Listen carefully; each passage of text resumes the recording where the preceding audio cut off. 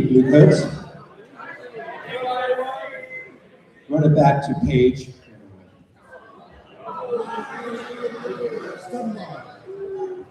If I told you how many pages I had in my rookie year drill set, you'd laugh because you went, that was the whole show? That's just the first 2 minutes. So, hi, my name is Jay. You may recognize me from 2 weeks ago when we talked about I'm the director of Rhythm Blue and also do some things with Alumni. I am part of an incredible team of alumni who have put together this homecoming weekend and who have tirelessly put together things for you throughout the year, adopt a member, and some other things along with that. I want to first of all recognize Aaron Stewart. Wave at us, Aaron.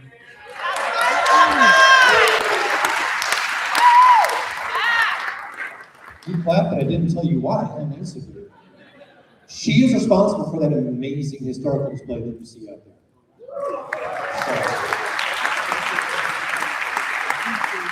It is thanks to many of us who over the years have been able to find, keep, and store some of the historic property that you see. You really have a great organization that cherishes that, and so we're glad to be able to do that. So tonight, we're going to talk about the history of this organization and try not to drone on too much about boring history, but instead talk about some of the interesting things. Also includes traditions, and also includes some celebrations of things that we do as an organization and what makes us unique and different. Tonight we're doing something unique and different in that your parents are here. Maybe. We're live streaming this to the parents group. So say hi, Mom. And say hi, Dad. Don't leave Dad out, which is Father's Day. And I don't believe she is here, but you did know this Genevieve's birthday weekend. So one of the great things that we do as an alumni group is we do nights like this. The History Night has existed in various forms for years. When I got back involved in the Corps about 10 years ago, the director at the time was kind of doing it, and he was willing to turn it over to some of us as alumni. We had bumps and bruises as we went, because sometimes alumni can go droning on for a long time, but we've honed this down to a little bit more streamlined of a program. One of the things that I want to thank all of our alumni who are here and watching online, it is thanks to your involvement and your generosity for the various campaigns over the year, and for those of you who are sustaining members of the Shield that make programs like this doable, because the Corps recognizes the value and makes sure that you get the wonderful shirts. This is, I believe, the 10-year anniversary of you guys getting shirts from the alumni support for History Night. It was supposed to be a secret that some of you may have seen was already on sale. But that shirt is a conglomeration of things over the decades. The fireworks kind of represent the bicentennial of 1776 and the 1996 Show American celebrations. The uniforms have the look of the 96 and 06 Corps. The flag that you see, we call the Doodletown flag. It was part of the 86 show. Where my color card? Every color is a different fabric sewn on top of each other. I hear the groaning, right? I was told to share that with you because you'll go, I get it. I married a color guard person, so yeah, you understand that. And there's some random thing that may or may not be interesting in our history. And of course, you notice the font is in the form of the squiggle from 2016. Now, we always start this off with a kind of the Corso on autumn leaves and looking back through our 54 years now of history. It's done by an individual named Brian Hartman, who marched with us a couple years in the 90s. We call him Captain Blockbuster because during the off season, every Wednesday, he finds unique video of the Corps, and we get a chance to watch it. So Blockbuster was a now defunct video store, so that earned his nickname. And he's put together a moment from every one of our 54 years.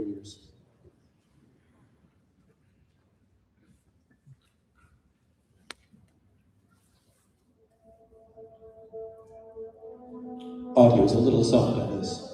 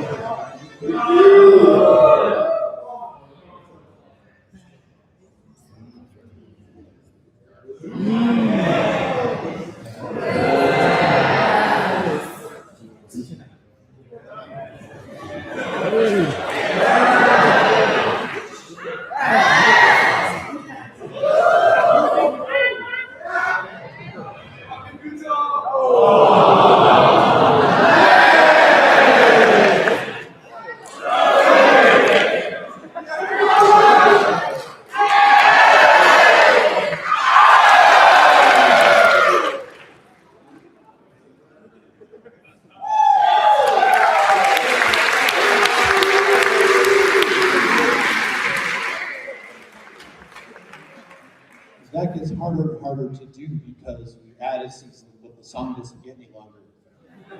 So I give credit to him for being able to do that. So this activity started in a strange way. It's been around for almost 100 years because soldiers coming back from war wanted to have some camaraderie with themselves, with each other, and what they went through in the spirit of war. It builds, bonds people when you go through something that is, when you're under duress, when you're under stress. And so they came back and they wanted to do musical ensembles. The music of the time was brass bugles. First of all, there were no valves, then one, then two, then three, and then it became in B flat. Now, keep in mind that every generation has said that kills the activity when you added a valve, added a valve, added a valve, went to B flat. So this idea that the activities, it's always been that way. There's always been dinosaurs that have been that way. Drums, everything had to be carried originally. That picture you see, the black and white grayish one, that's Bluecoats. His name is Rick Brown, who might have been all of 13 at the time. He's got a mallet in his teeth because he got yelled at because his mallet broke.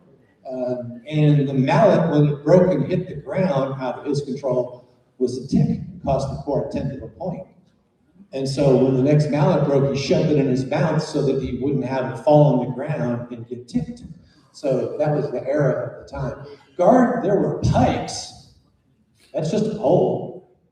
We've gone to flags and rifles and tosses and dance and spinning correct shapes, all sorts of things. And there used to be inspections. Before you even hit the field in VFW and American Legion shows, you stood on the starting line, that's where it came from, and you were inspected. And if your shoes weren't right, if there was dirt, if things were out of place, you had lost points before you even hit the field. That went away early in the 70s, but it was a holdover. So there were a group of corps that kind of said, this is kind of silly, kind of crazy. And so 6 of those founding corps remained. Blue Stars, Boston, Madison, Santa Clara, and Troopers. A bunch of others said, we're going to start something different. And Drum Corps International was founded in the very same year that we became an official drum corps. Only 4 times in history have these corps all been in a Saturday night show. Only 4. Oh, okay. This is actually, let me step back. Let me preface that. Let me show again. This isn't brand new, this is old. It's from 1973. And the story goes that the early Bluecoats in the early 70s, they would ask one of the co-founders of the corps to rack this up in an 8mm projector. That means you have to thread the thing through the machine and hope that the light works and everything goes well. And they would watch this at the old boys club as motivation to want to become a drum corps. So this is an excerpt of what is this 1973 Santa Clara Vanguard off and doing some stuff on a day of tour. Some of it will seem very familiar, just in weird style.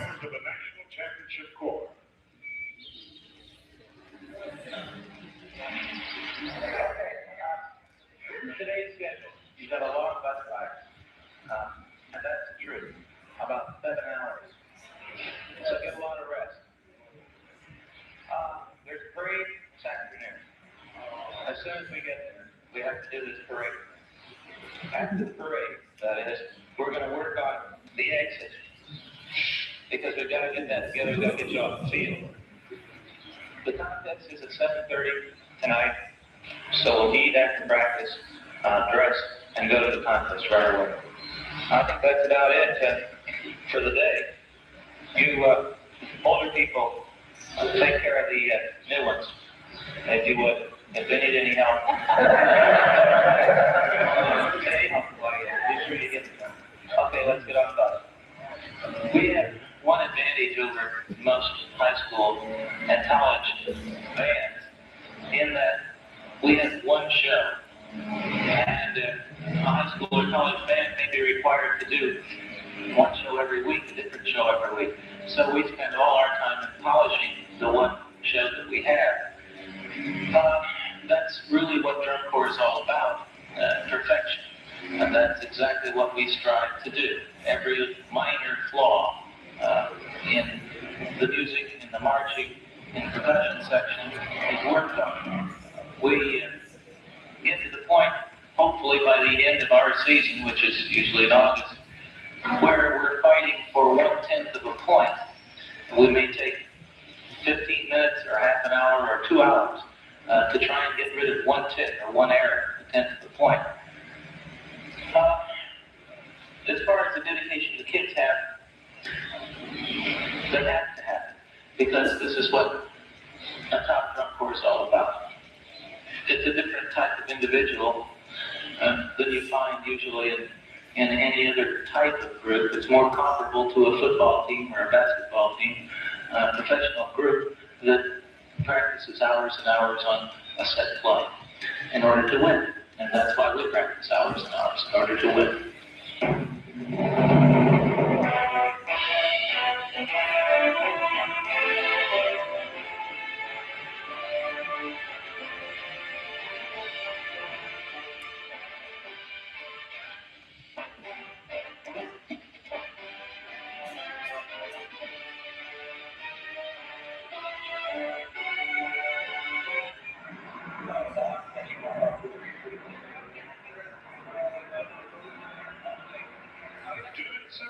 Stadium, we'll see a competitive sport that uses music and marching as the vehicle for competition and a football field as a stage. Earlier I mentioned creative and technical excellence, and tonight you will witness just that. As soon as we get to the parade, remember what the lead soprano to get ready to run. As soon as we get there, we'll work the lead soprano, entire baritone, and console line.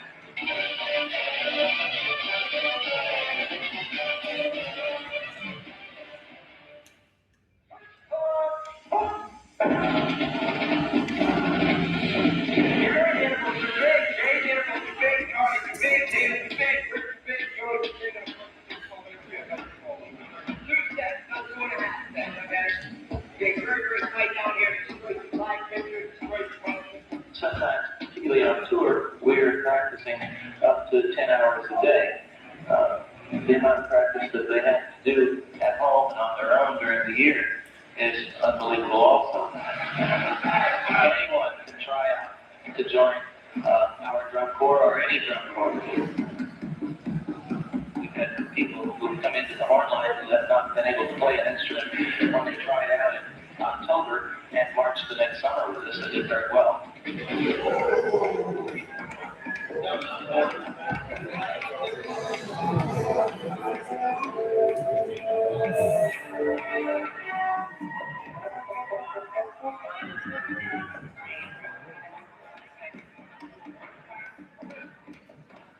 they do get ticked off with all the practice and all the marching. But I guess they must think that it's worthwhile.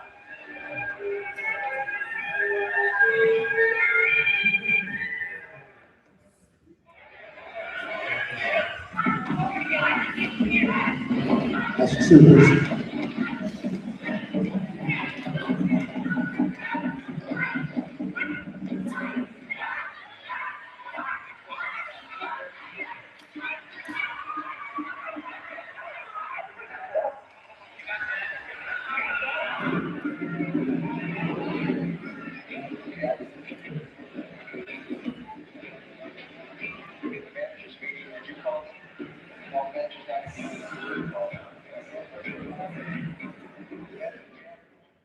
The scoring system is divided between giving credit for excellence in performance, but at the same time subtracting points for flaws and mistakes.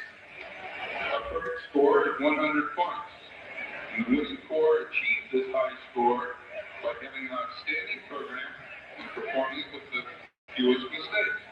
There are a total of 9 judges, 6 on the field and 3 sitting high in the stadium. 3 of the field judges record errors in bugling, percussion, and marching, deducting 1/10 of a point for each error.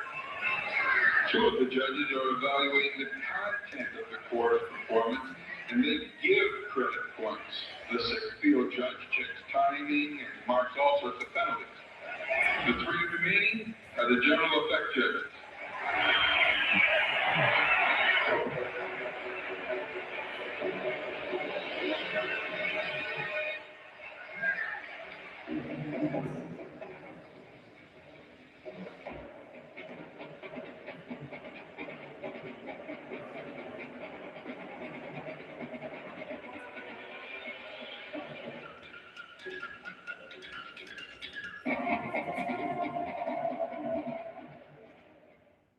So by the mid-1980s, we stopped the idea of ticking you, and it was all a build-up system from there.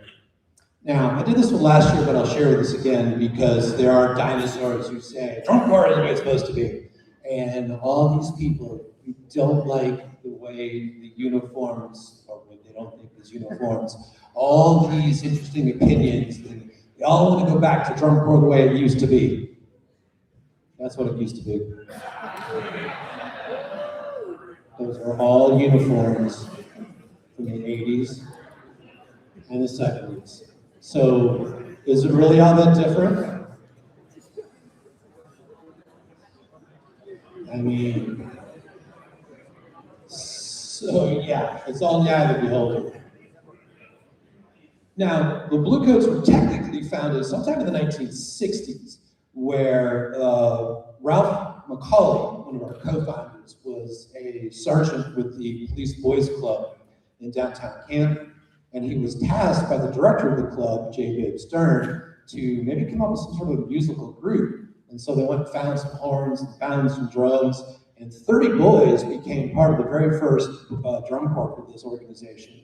It was called the Canton Police Boys Club Drum and Bugle Corps. Rolls off the tongue, doesn't it? Sometime during that time, Art Druckenbach in the lower corner there was somebody who had marched in drum corps in the 1950s, 1940s, post-war, and he was somebody who was very much into this. He was a tailor in downtown Canton, and the Police Boys Drum and Bugle Corps went marching down the street in the Hall of Fame parade, and kind of was like, that's kind of like a drum corps. He wanted to have him start a real drum corps.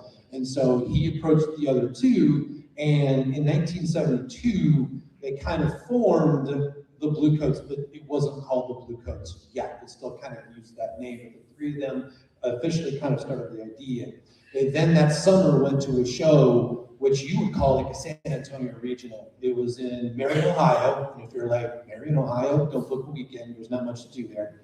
But Marion, Ohio was a hotspot of drum corps, and it was like a regional. They had a show that was 3 days running, and 3 different fields at the same time were running a show. There was literally 100+ corps that group, and then they whittle it down to just the top 10 or 12 that would go on at finals that night. So they saw this, and Ralph, who was a police officer, was impressed with a group called the Philadelphia Police Athletic Club Cadets, I believe they were called. And he was like, what, this is a national touring group, makes the police look good. And then the following summer in 1974, the name Bluecoats began out of the police tradition, and they started doing contests. I'm going to move past Ralph because unfortunately our time, it's a little bit long segment, and I don't want to cut off Ralph. And Ralph, if you're watching, I apologize. But I wanted to kind of move on to the 1976 season. It was a bicentennial year. It was also an Olympics year. The U.S. Olympics men's swim team came to train in Canton, and they were greeted by the Bluecoats. So civic action, just like you guys recently went downtown Canton, did some civic action down there. Same thing was going on with that corps at the time. Now, the director compiled some statistics, and in 1976, they traveled 5,000 miles. You're going to double that, maybe a little bit more since you're going to Cali. They totaled, they had 22 events. They had a total of what we believe was 2,400,000 steps that were moved during that year. I shudder to think of what you guys do. It'd be worth adding up. I don't think the pedometer would see that. The Corps was in more contests in August of 76 than they were in the previous 2 years combined. That's how beginning of this group was. And in 76, they were taking a major step forward. The oldest member was 17. Nancy, you want to take a guess? Do we know what the youngest would have been at that time? Nancy Johnson was around the Corps in the 70s. So 9, 10, 12-year-olds? It was a young group. We were also what was called Class A, which would be like open classes today, so a little bit different on the competitive touring level. The Corps won 10 of 16 Class A contests. So in their third year as a competitive group, doing quite well.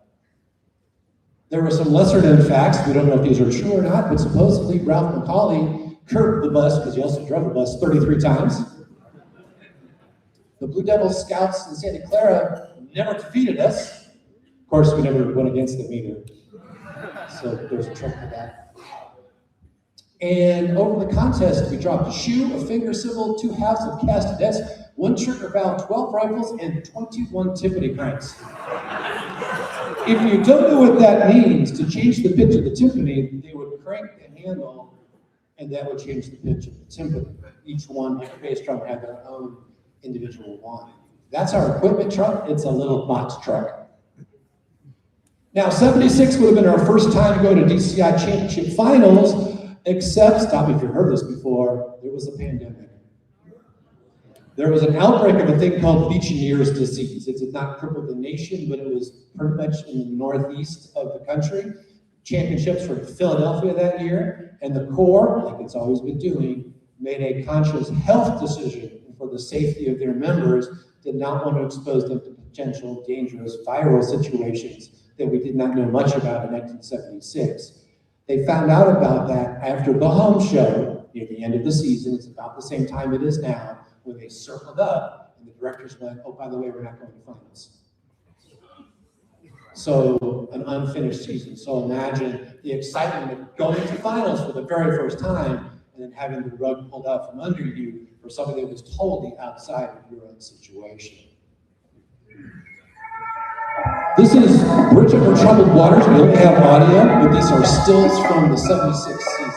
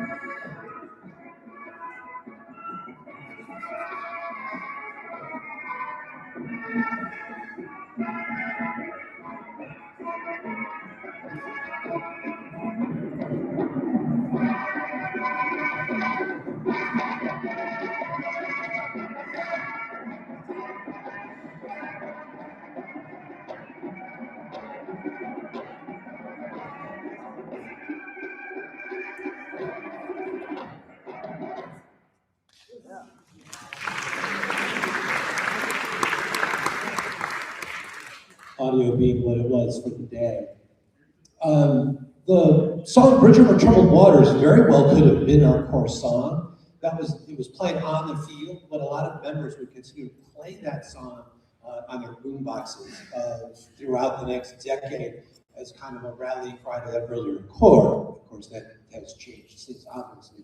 One of the traditions that comes out of this core, come later in time, is a silver penny in 1992. It also came about from the idea of wanting to do stuff that was wholly member-driven. This was not something that the core leadership said, we think you should have something. And in 1992, there was a very young core. A lot of people had kind of aged out and moved on. And so in that season, the drum majors wanted to find a way to unify the group and kind of bring things together. And in speaking with the drum majors that started this, they're blown away at the fact that the penny is still a thing. It was just kind of a thing they did. It started the same way that you guys do it, but it's grown over time. It moved along to the nickel. There are some people who have done foreign coins and different things like that. For the 50th anniversary, some of us had 50-cent pieces. So the idea of what's on your jingle or your jangle or how you do that is still a thing that was that whole time. Thank you. And it also shows the economy of this organization. We've maybe done $75 of pennies. $75. It's a penny. You guys are aware that they no longer make pennies? We are starting a new tradition this year, aren't we? So you get to be the inaugural of what will be a new penny. You don't have that yet, correct? So I may or may not know what that looks like, but I won't say anything. So we get to the 80s. The core had its struggles. We folded. We went inactive in 1979. That's something that unfortunately we still have going on in modern times. Of course, can't make it out the gate. We hope that everyone makes it back, and some have. We did make it back in 1980, and 1981 was very competitively successful. But then in 1983, we folded for a second time. Very few organizations can go through this type of thing happening twice in such a short period of time. Enter Ted Swallow, who was a businessman, whose son was marching in the snare line in 1981. And of course, like any father with a high school kid that's going to be in a group, he was like, I better go check this thing out. And what he found was something amazing, and he wanted to be involved with it. He got involved in the very first indoor color guard this group had called the Bluecoats Pageantry Ensemble. They went to WGA Nationals in 82, and placed competitively well. That's a thing we will show on another day. Find that video on YouTube. It's quite interesting. And when he took over the realms, he started bringing in with this idea of business savvy along with the drum corps. The drum corps in 84 to 85 was able to make it back on the field and did okay. And then in 1986, we made a major change. That was my rookie year, 40 years ago. I can't believe it's been 40 years ago.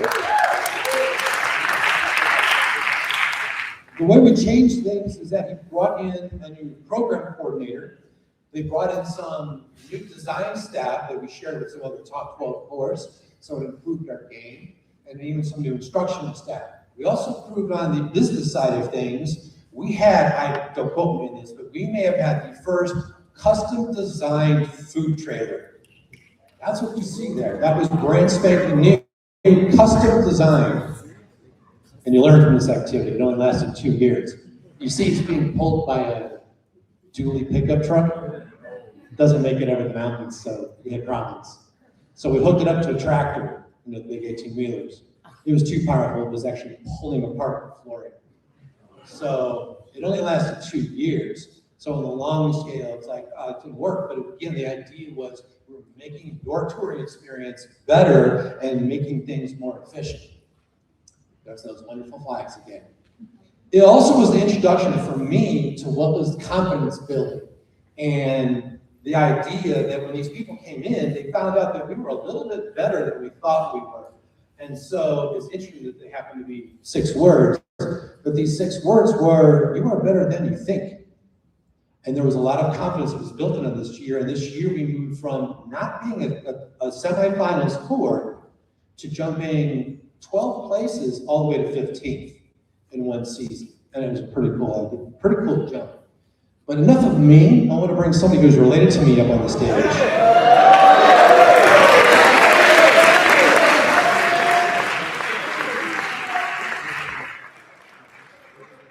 Younger or older? So my younger brother tagged along. I was this cocky 19-year-old going drunk, this is going to be great. And he was a freshman in high school. I'm like, what the heck is he doing here? And ended up being one of the greatest things because, well, first of all, he did way more years than I did. And it's been an amazing journey between him, his wife, my kids, his kid. I added it up. If you call each one of the years that we've done something in this activity, we have 79 years of Bluecoats.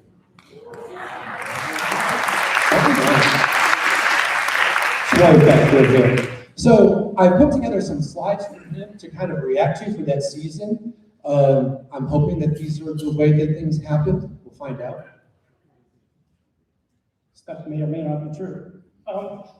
Before we go on, so yeah, he's right. Being the younger brother, everything he did, I had to do. But of course, I had to try to do it better. Of course I did. We went down to that first camp, and we took some of our friends with us. And he was like, I want to do this. I don't really know what's going on. 15 years old, freshman in high school. All right, let's see what it's all about. So, there you go. Forever G. G was the tuning for brass. All right, so first of all, the guy in the front is not me. But his name is Jeff.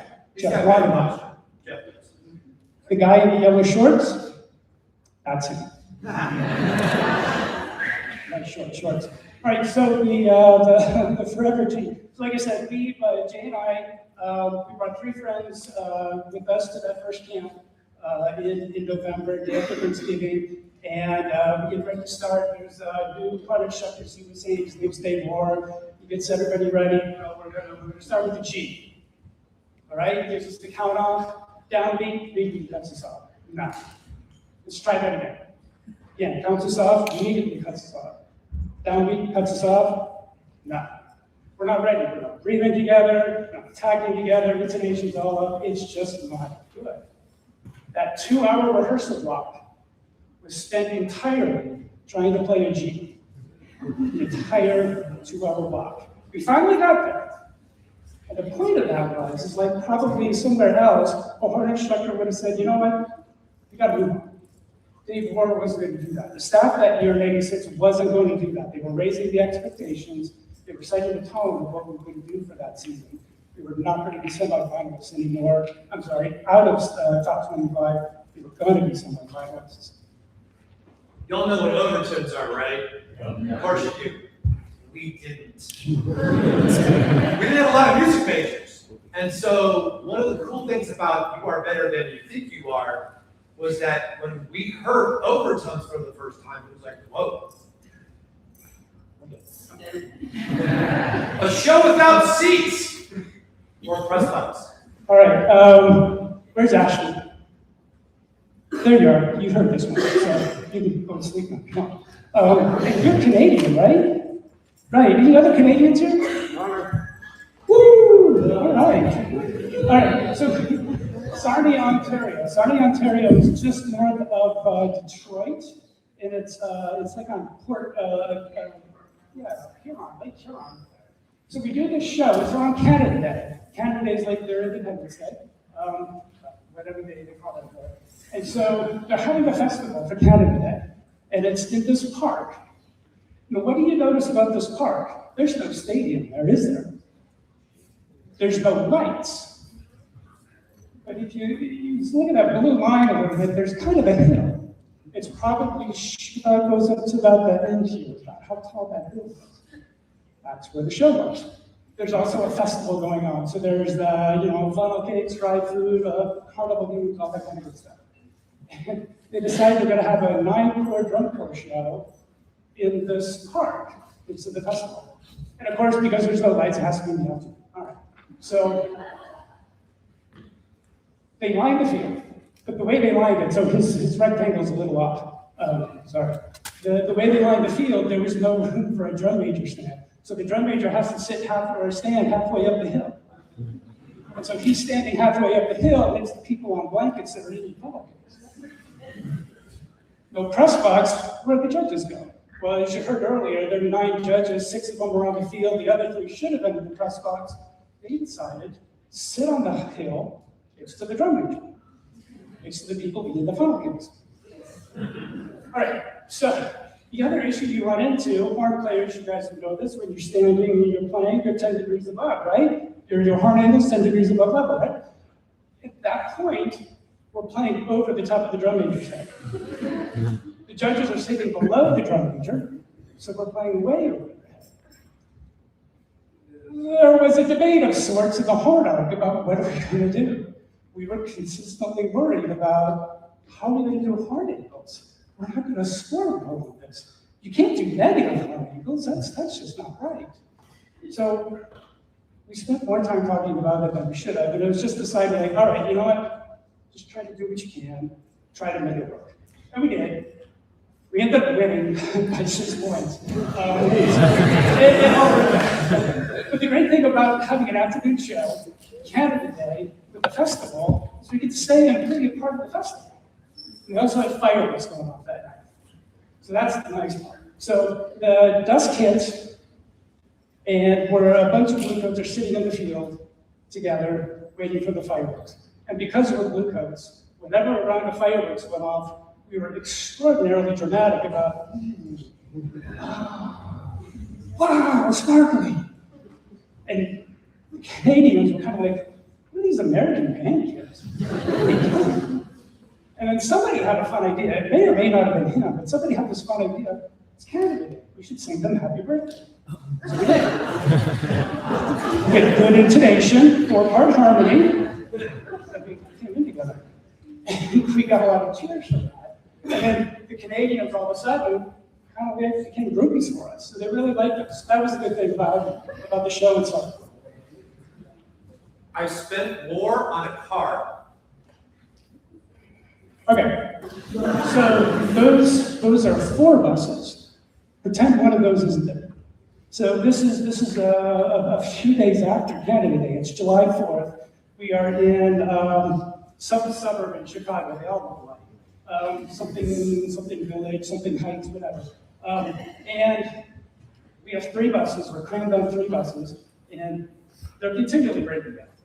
And our drivers were extraordinarily good, genius, like in being able to repair these buses, but they couldn't this day. And being July 4th, no garages open, nothing you can do. However, we were scheduled that day to do a parade and a show. Parades are lucrative. So you guys don't have to do parades anymore, good for you. But parades are lucrative. You get a lot of money for doing parades. So Ted Swallow is not going to let us miss a parade. Not the big payday. Ted does what he does well. He gets on the phone and starts making some phone calls.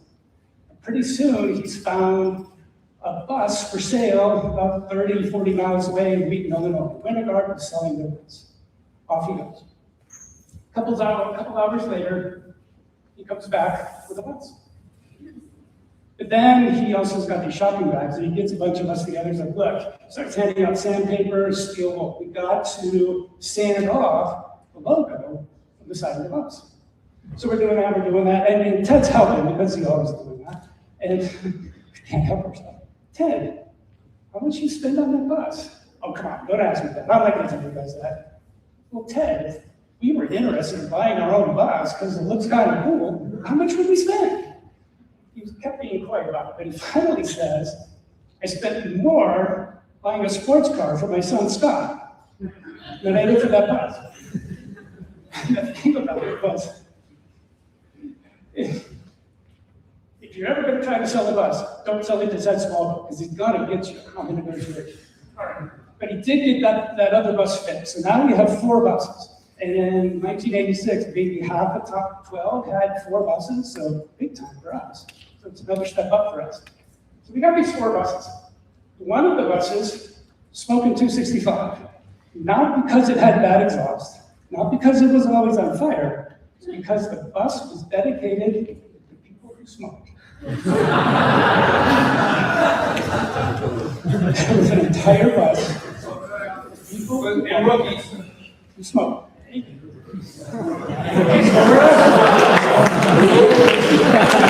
So, we now have 4 buses. This is right after mid-season break. We had a mid-season break, by the way, where we had 8 days, 9 days off. And so we started switching songs. I jumped on a smoking bus. I have never smoked a cigarette a day in my life. So why would I jump on the smoking bus? I had 4 seats. I had a whole row to myself for a little while. Other people came on because they understood it. But the thing about it, you can't really see it on there. The windows pretty tall and they slid open. So I was able to keep my head out the window to get fresh air, fresh bugs, mostly fresh air. The fun part, I had a ton of stories on the smoking bus.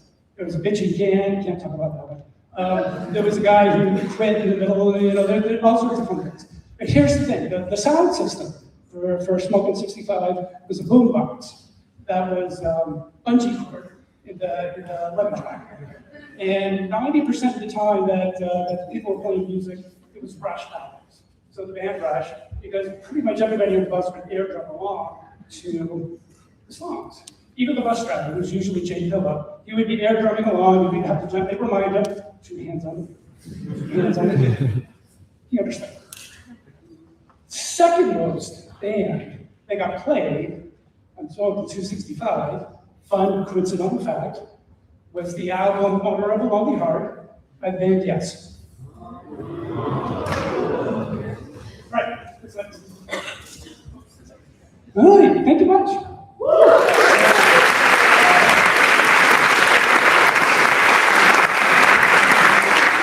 We do have video from that season. The video we have is only the second year that there was video available to us in the archives. First was early 1980s. This was, I'm not going to tell you where this is because I want you to kind of watch the field and see if you see something unusual, different, or strange about this Representing the field. United States Midwest from Canton, Ohio, the Bluecoats.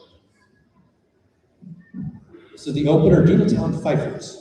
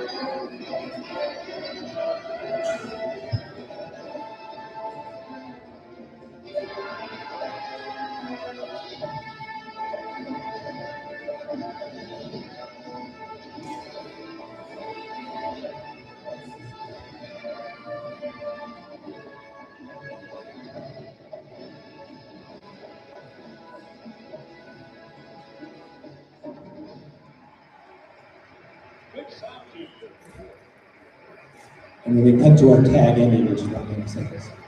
The finals here in Hamilton for Bluecoats.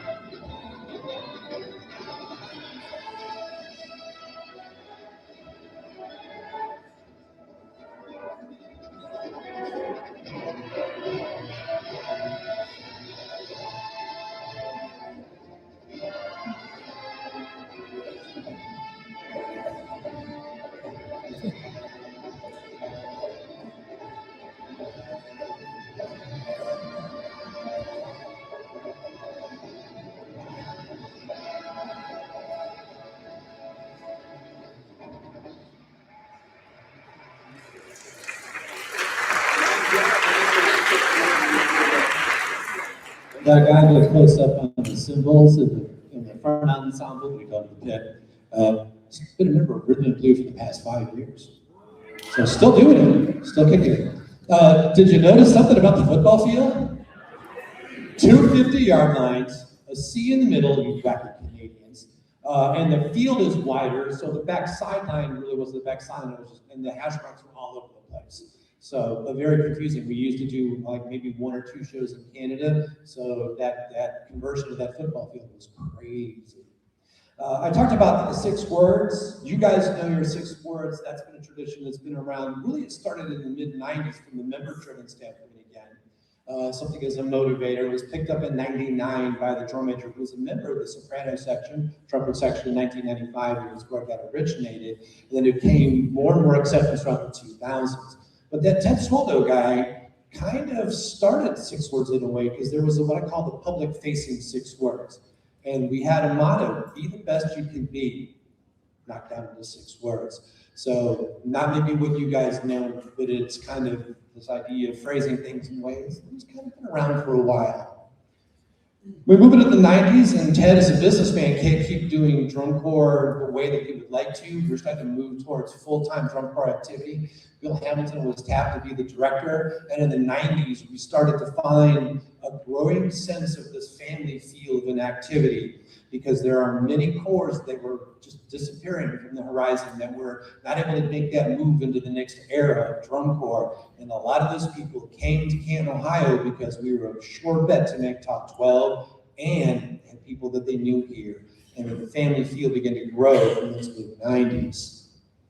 Now, 1996 was a strong finish. It built upon the success of 1995, which was a show that celebrated the end of World War II, a lot of patriotic Americana to it, and we said, let's keep that idea of that going. And we celebrated the holidays throughout the year, so it kind of is cheap that every time there's a holiday, DCI shows us. It's kind of like, there's another holiday, show Bluecoats again. But it was a great season. If you're looking at that letter going, the director had a whole lot of typos. No, they're inside jokes. The side of our bus always had on the side of it, summer tour, apostrophe 94, 95. We never got the 6s in. So it was 9 blank all summer. So a little sarcasm from our director at the time. We have a history on these 06s of jumping spots when we get to the end of the week. We had started a weird tradition of going 11th, 11th. We were then 9th, 9th, 11th, 11th, 7th, 7th, 11th, 11th. I think I got that wrong. But this year, I was like, I think we're not going to have it because we went into finals sitting in 9th. And we jumped 2 places to 7th on finals night. So it was a very strong finish indeed. Keep on forgetting to set you up for it. This was a PBS, when it used to be broadcast that way. This was the Phil Marching of its day, featured segment for the Color Guard in 1996. The beauty of these performers can be deceiving. While they seem to have the elegance of ballet dancers, they really possess the strength of finely tuned Olympians. We visited the Canton Bluecoats, where the steam that presses their theatrical costumes is no match for the steam that powers their athletic prowess. And an average day, we usually rehearse anywhere from 6 to 8 hours.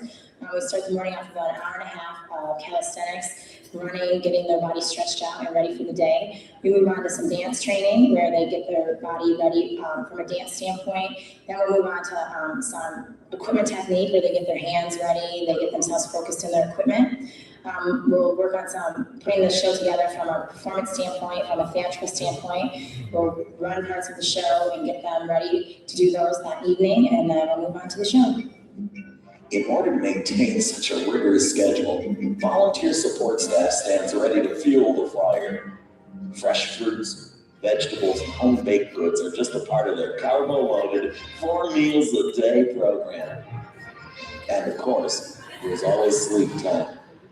It may not be long, but the gym floor sure seems mighty comfortable at the end of a typical tour day. You come here not knowing anybody and just kind of, you're homesick already, just your first day, and then you come here and you start to get to know everybody, and at first you just talk about your goal that you're working to get all your flag work right, but then you just start growing into these friendships, and they're like family to you now. The 96 folks will joke about the food situation because wasn't it ration? Six grapes. Yeah, they kind of ration things out a little bit more than they kind of should have. So the food is kind of funny thing. We had a picture day, and we decided for whatever reason, I was part of the core admin at the time, we kind of let you guys choose your own path. Of course, there's the funny core picture. And the front ensemble.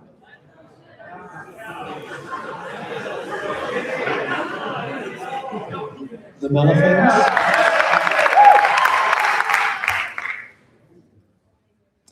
These were called the survivors of 1992. They were the ones who've been around the longest. 1992 was a very rough summer for the Corps, so hence the survivors. Also called Eleanor's Children, because Eleanor Rigby was one of the twos that day, or that year. The Age Outs. And this is a sequel. They are charging up Bunker Hill. The previous year, they were crossing the Delaware. There is another section picture that exists in history that I cannot tell you about. It's one that they're chuckling about. You'll just have to ask somebody about it because it's not something that probably meant for modern eyes. It's not all that important. We did not have a percussion writer or a brass writer in the mid-90s. We had a musical writer, and he wrote it all. Bruce McConnell would write both the brass and the percussion parts, and it kind of created a seamless thing. So you are going to see a segment called Big Day and Whistle, Profits Margin, and it'll skip to the end, a little bit of singing and Old Lang Syne.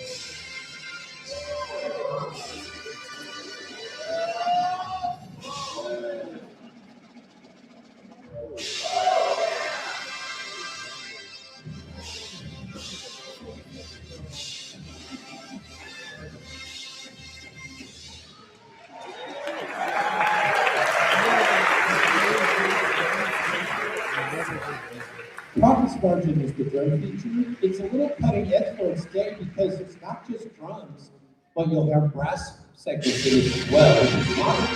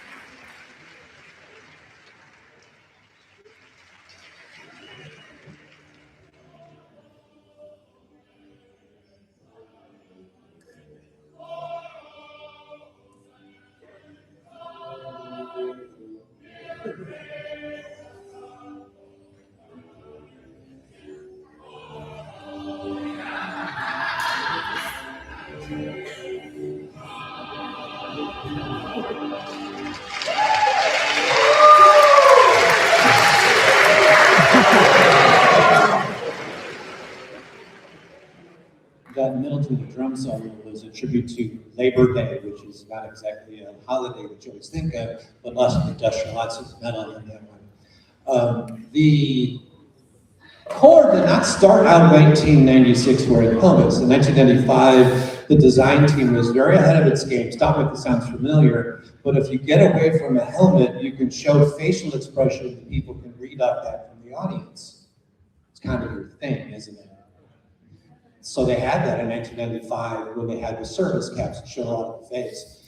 But the service cap didn't really go along with the 96 show, and there were a whole lot of members, right, Eric Krebs? He's up there in the audience, who were aging out, and the helmet was a pretty big deal. And so the helmet being a very big part of the tradition of this Corps, they kind of fought for it. And the director at that time included, basically what felt like overnight, the Corps had helmets in the middle of the season, and they went back to helmet to finish out the year. The helmet has gone back and forth over its shape. It's been, or its color. In the late 2000s, it was a navy blue. It was an auto finish color. You know how your car has that sparkly? They actually had the helmets dipped in an auto paint to kind of give it that reflective look to it. Hope you got. I have to go by that segment, sorry, because of where our time is at, because you guys have places to be in the next 2 days, don't you? So I apologize for skipping forward on some of these, but time constraints from the above. When we get to the 2000s, we start to change the look and the feel of the Corps again. David Glasgow becomes the first full-time executive director of the Corps. Genevieve Geyser becomes kind of the operations person. And there was a rapid ascent in the 2000s from 12th to the middle of the pack. It was something where moving up that quick again was something we had done before. And in the 2006 show, Connexus, we had several years of being right at the edge of top 5, and it was a goal to be a top 5 Corps. But you got to stay in the top 5 to be seen as a top 5 Corps. And so in the 2005 season, they hit finals week in 6th place, and the finals jumped to 5th. In 2006, same thing, they were sitting in 6th place and jumped to 4th. And so again, this history of really making some moves in the final week of the season. You see up there, the Connexus was this idea of making connections, bringing people together. I think it's funny that in 2006, in this age of instant global communication, 2006. So even back then. The kind of longevity. And again, I have to apologize for doing some of these because I'm on time, but I do want to show you some of the clips. What the reunion talked about on there was this idea of family feel. And a couple of people that you saw on camera talk about how they were auditioning with other corps and they never felt like it was a family because no one talked to each other when they auditioned. It was like, you might get cut, you might cut, just stay in your zone. But it didn't happen at Bluecoats in 2006 or in other years, where when you came to a camp, everybody treated you like family. And there's a young man here today who unfortunately didn't make the corps, but was able to make rhythm and blue, and he's been a wonderful asset to our program. And he was talking today how you guys made him feel very much at home, even though he had been cut from the corps. And that to me as alumni is something special, that you make other people feel good about who they are, and you don't care what their status is going to be with the corps. So that's kind of a cool thing for what you guys are. The 2006 video was something that you could buy in DVD. You know what those things are? And eventually came to Blu-ray, and on these DVDs, you could pick your angle, pick your camera point of view. So I'm going to go back and forth. You'll see between the guard and the percussion focus camera shots on the 2006 Connexus show.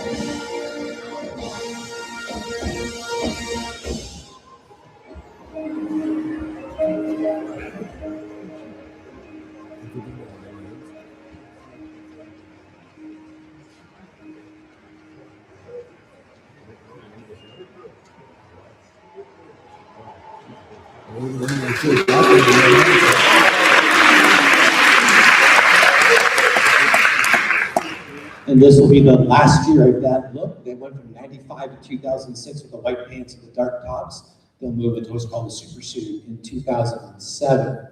When we get to the 2010s and 2020s, we start to get to the modern era, we become quite a powerful organization. We now ascend with Mike Scott to the CEO role, and Genevieve goes through to CFO, COO. We started Artistry in Blue, an independent A winter guard that had success and was a couple of once or twice fan favorite.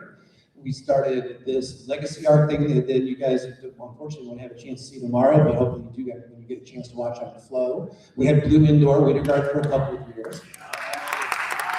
Partnership with Enrichment, the Fellows program started, Blue Way Summer Camp, which you are experiencing today, and a revamped Rhythm and Blue with Sound Support Group. So all these things under one roof, which is a lot for an organization to do.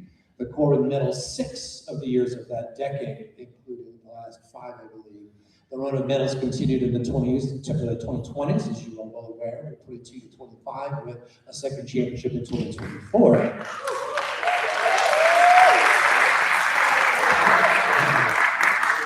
We get to the most amazing part of 2016 when we broke the activity.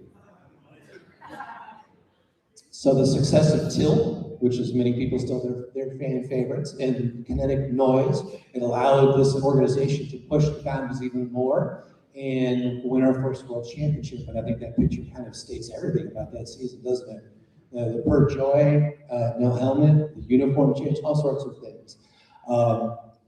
I'm going to leave this segment in because I want you to hear the 2016 kids, because you guys are so used to the world that they created for you. But I want you to hear from them about how they received their uniform reveal, and it was the beginning of keeping the show a secret. It had never been until this year.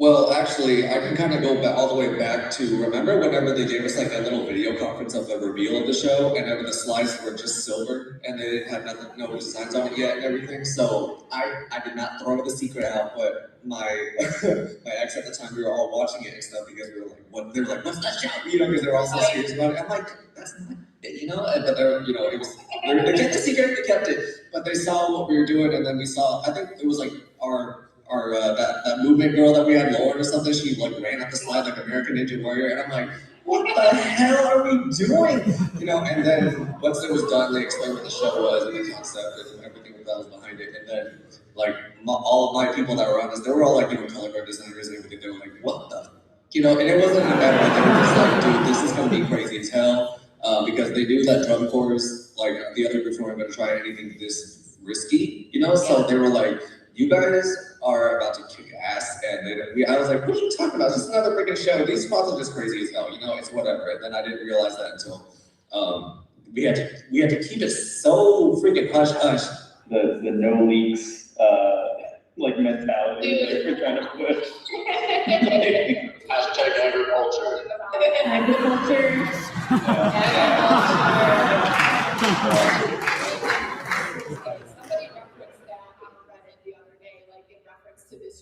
They were like, oh, they're doing agriculture.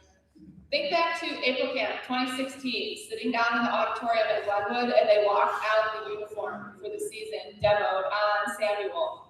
Gut reactions? Yeah. I was like, are we really going to spray paint our whole head? He got hair spray painted white, that's right. And his face, like it was all, like neck up was silver.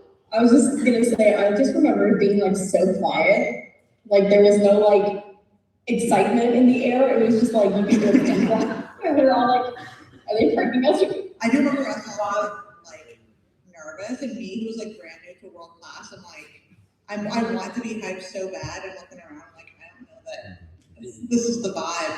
I definitely remember it was not resounding excitement, like not even a little bit. I don't know that anyone was excited, but we're all like, I guess we trust the process. To this day, it was way cooler in mass than it ever was in one singular person. And as somebody who like shows my elementary students like videos of Bluecoats, there's I think it's like our semifinals warm up lot, and only Samuel's wearing a good costume.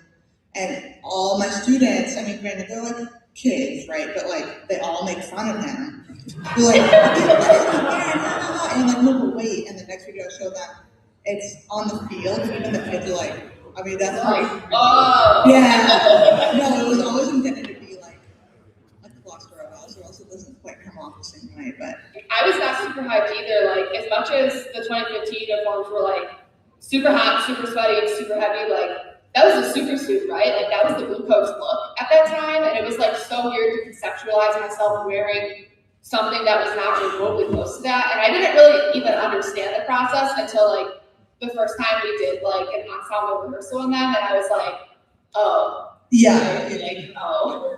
About the helmets, like I remember being sad, like, oh, we're not gonna wear the helmets. Like that's one of the cool things. Poor Brian came just for the helmets. Yeah, like my brain was so split during that uniform reveal in the auditorium. I was like, I don't know about this. Like, I already put my deposit down.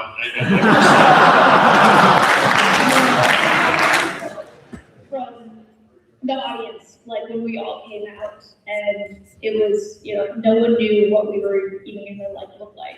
So that was a cool thing. Once I realized that, and then opening night, the video team like made that freaking badass opening, for our show and everything, and I was like, oh, okay, we're gonna do something crazy this year. We're breaking all the freaking norms of what drum corps is. It's no longer a freaking uniform, and then everybody tried to follow suit. It's just so much happening, and it just like still blows my mind. Like we literally changed DCI.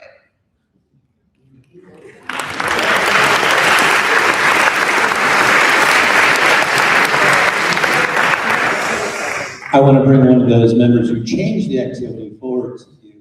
I'd like to introduce to you Maddie Barker, who marched in 15, 16, 2022 Alumni Corps, and has been in Rhythm and Blue and now on staff in Rhythm and Blue.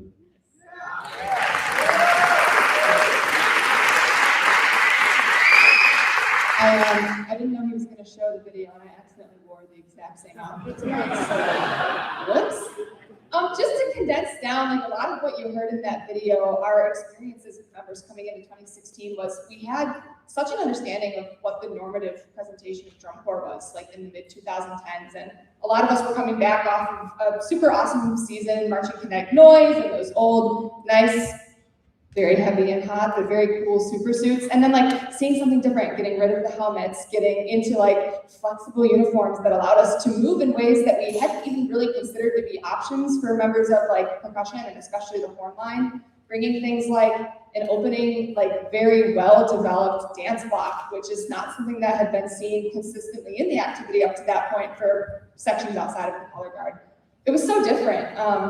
And we weren't really sure what to make of it until we took it to the audience. Because getting rid of the barriers of the helmet, the constricted movement in those heavy uniforms, and like allowing us to not only develop our show, but develop our relationship with the audience in front of us, that was what really felt like the biggest change. Audiences had loved Bluecoats for ages, but getting the chance to really literally look the audience in front of us in the eyes and like pull them into that presentation was probably the coolest part of 2016. And that is something that the Bluecoats as an organization have consistently run with in their designs since then. And I think that's what makes you and the 10 prior years and all of the decades that built us up to this point so exciting for audiences today. Everyone wants to know what the next thing the Bluecoats are going to do is, and it's because they're as much a part of that story as you are as the performers on the field.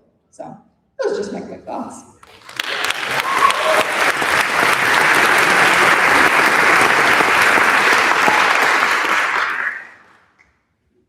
Do you want to talk about real quick, a couple seconds about don't look down? The props were very tall. The props were very tall. and people who were afraid of heights did not like being on them. And I really wish that David Ifland was in the room tonight. I don't think that he is he? Have you guys ever seen the video of finals where suspiciously, like, the video cuts at the very beginning and then cuts back to someone else walking back? Yeah. If you hang around Rhythm and Blue, you will see that living celebrity in the flesh because he walks amongst us here. It was just all fun and games with the ramps there, but yeah. Part of it was because did they change the vinyl on finals day? Yeah, the ramps got re-vinyled. The ramps were re-vinyled, like literally finals morning, and we went to go take our first rep run of the day, and we were like, oh, they do not slide anymore. There was a thing called fish scaling. They had to wear sweats because if you went down in your skin, you left skin behind. Are you thankful for what you got this year? We'd be remiss if we didn't show a little bit of 16. So this is not the whole show because you can find it anywhere, but this is the beginning of breaking the activity.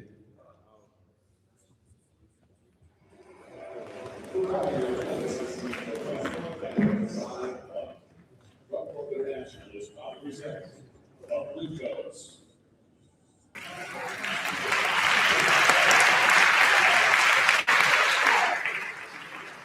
Let's just step over there.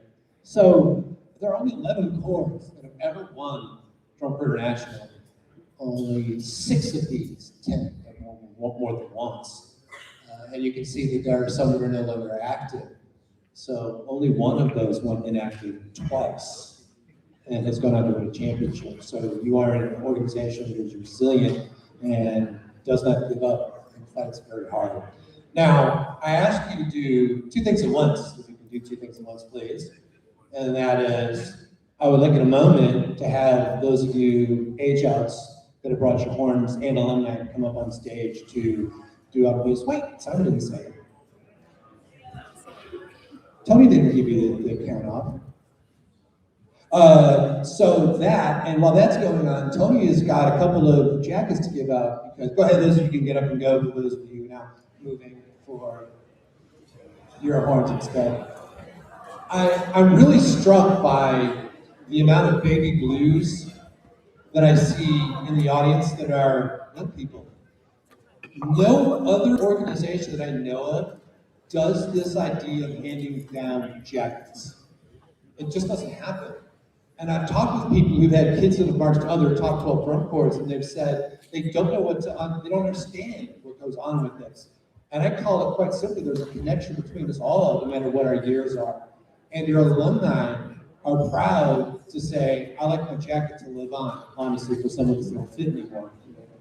But the idea about outliving us is pretty cool. So we have some jackets to give. Tony, right behind you on the chair.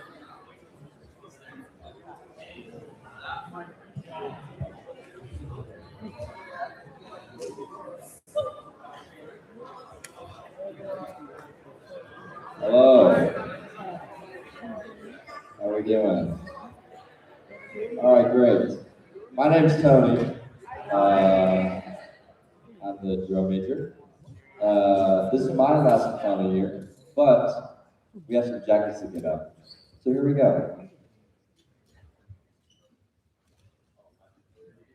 Hello, everybody. My name's Rocco. I am the horn sergeant this year. And Tony told me last minute, he's like, hey, you got to pick someone to give this jacket to. But it was a very, very easy choice for me. This person is an absolute rock of mine. I've been marching with him. This is my 3rd year now. And I'm just so incredibly proud of him that seeing him become the leader that he is today. It's just awesome. And, I love him so freaking much. Caleb Pitts, get up here.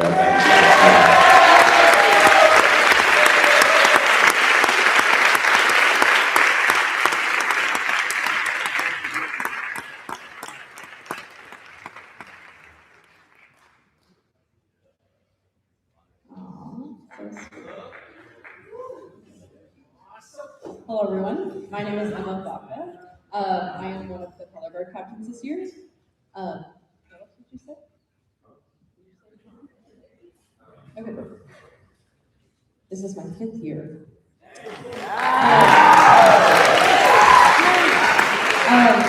When Tony came up to me and was like, you have to pick somebody in the color guard, I was like, great question. And this was not an easy decision for me because everyone in the color guard is very, very talented and very, very selfless. However, this one person specifically, I think when I think of a Bluecoats color guard member and I think of genuine selflessness and love and care, not for the activity and color guard in general, but the people around them, I think of Egg.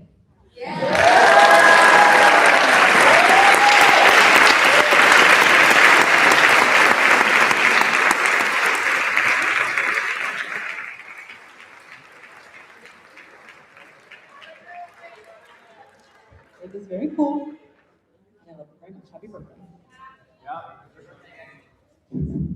Nice day. I'm Jonathan, pit section leader. It's my 3rd year here. There's a lot of people in the blue pit who deserve a baby blue, and but this person came to mind because he's just kind of like my number 2 when it comes to everything. Marched next together for 2 years now. Monkey cage on top, Nick Sarazi.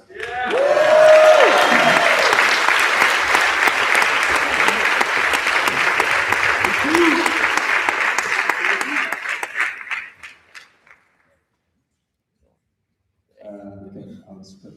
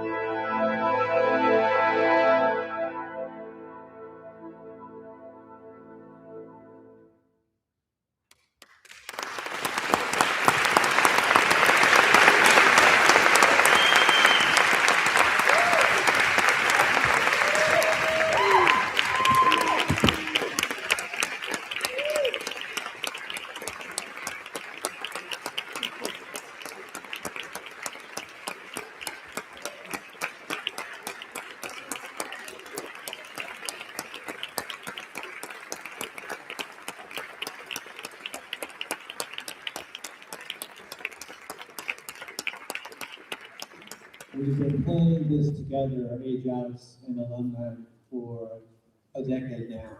And I couldn't be prouder of this organization for allowing us this night allowing for this, the involvement of the alumni, and of course to you for being a great audience. I can't wait to see what your season holds. Speaking on behalf of all the alumni, it's going to be fantastic. It's going to be a great ride. We wish you all the best and a happy flight to California after an amazing opening night tomorrow night.